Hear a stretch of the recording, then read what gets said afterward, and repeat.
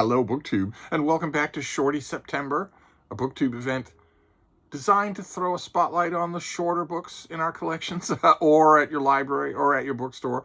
Concentrate on things that are fewer than 250 pages, fewer than 200 pages. I've been going for even shorter than that, as short as I can get, and I've been sticking only to the books in my own collection.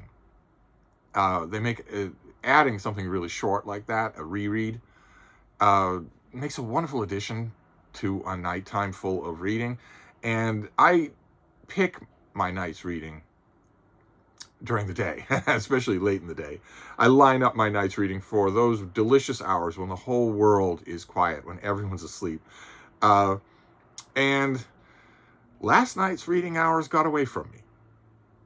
Plain and simple. It sometimes happens. I imagine it happens to you as well. Last night's reading hours were unexpectedly and almost entirely commandeered. So the only BookTube thing that I got done last night was Shorty September. No Conan reading, no art-related reading, no nothing like that. Those took me too far afield from what commandeered my reading. So I only have this to talk about today. I have actually missed a day of 2 September-only reading events, even though we're running out of days in September. There was nothing I could do about it. There was nothing I could do about it. I had a sleeping schnauzer on my stomach by the time it happened. There was no way to change my plans. But I do have a short book to show you today and to recommend. When did this originally come out? I have not reread this in a long time, 15 years. It's by Melanie McDonald, and it is Eromenos. This lovely understated cover there.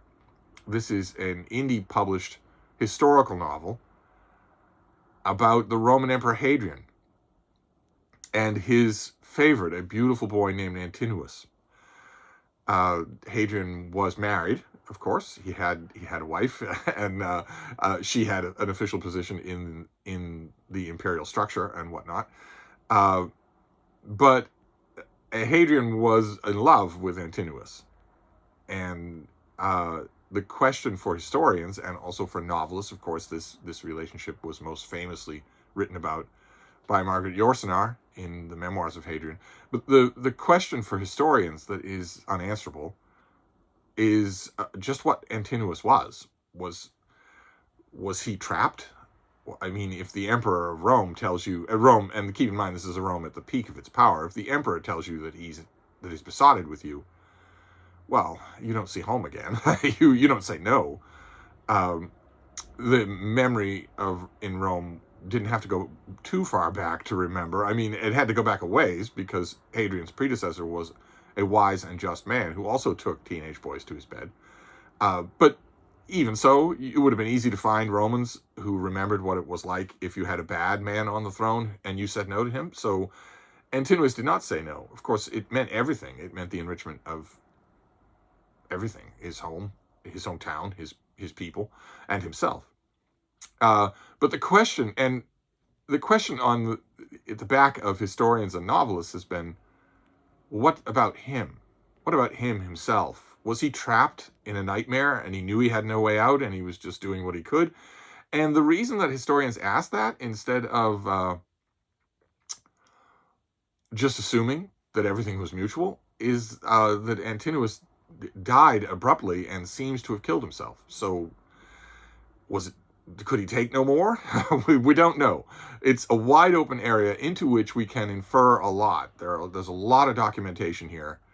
Hadrian's court, much like Trajan's court, his predecessor's court, was full of writers, full of historians who knew that they were writing about historical periods and didn't quite have to toady as much as they had under Domitian. So there was a lot of writing.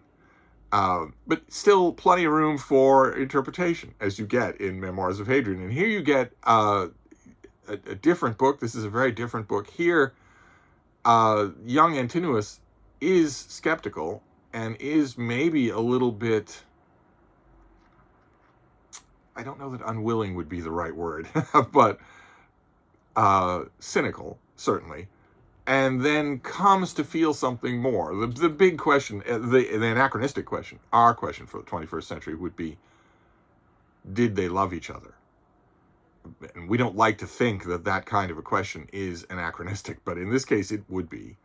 But nevertheless, this book has an answer, and it's all told from Antinous' point of view, and uh, done really, really well. I was totally impressed by this when I first read it. I was totally impressed again when I read it last night. It's done really, really well. Because it's an indie book from 2010, something like that, I don't actually know. I didn't research ahead of time, though. I don't actually know whether or not this is still available. And also, another thing you have to watch for with the indie titles, it has a cover change. I don't know if it would still look like this.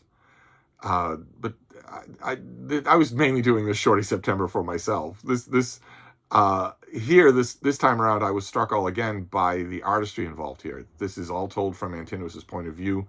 It's done with a marvelous combination of innocence and world weariness, which is pretty much exactly what Antinous would have had to ended up being. Plucked from obscurity, complete obscurity as a little boy, and trained up at the heart of power in the Western world by a man who was himself a study in ambiguities. How could that not have produced, if not a psychological train wreck, then certainly a psychological labyrinth? And that is what Melanie MacDonald makes Antinous. She makes him a psychological labyrinth. There are flashes of great boyish innocence in here, and flashes of other stuff too. I enjoyed it quite a bit. Probably the element of it that I noticed most last night, that I liked the most, is how removed Hadrian is. He's present. He's in the book all the time. He and Antinous share intimacies. Let's just put it that way. But he is still remote. He is the least knowable character in the book. And I don't know, maybe I was briefly tempted to think that was dirty pool or even lazy on the author's part, but no, I think that's really wise. I think that works really well.